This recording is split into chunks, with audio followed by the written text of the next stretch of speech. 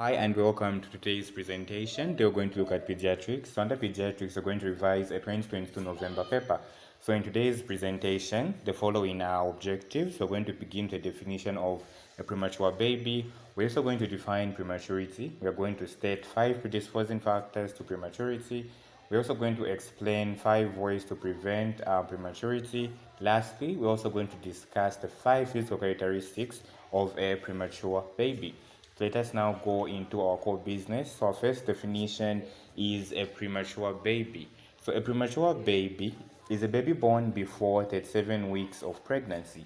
Our next definition is prematurity.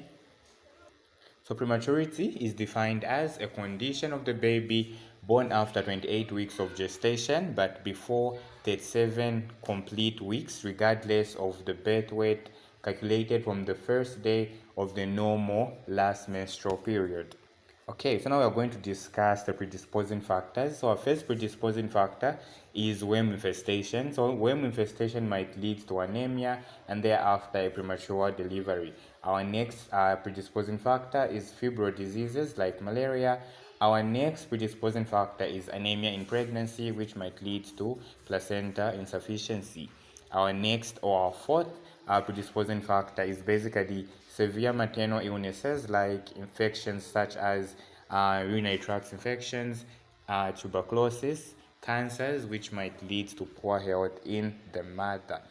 Our fifth point is the maternal age. So basically, people who are estimated to be between 16 and 35 are likely to deliver a preterm baby. Our last point is diabetes mellitus. So basically, mothers with diabetes mellitus usually have big fetuses, which is as a result of increased levels of glucose. Let's now look at our next segment of our objective, which is the physical characteristics of a premature baby.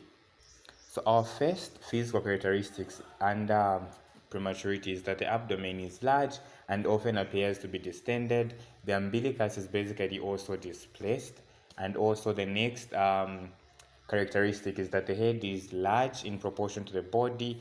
We also have the genitalia, where you have in males the testes might not have descended into the scrotum, and you also have in females. Basically, under females, you're looking at the labia majora, which does not cover the labia minora. Hence, the labia minora is basically prominent. Then our next physical characteristic is that the chest is small and narrow. Last but not the least, nipple formation might not be complete and might also appear to be small.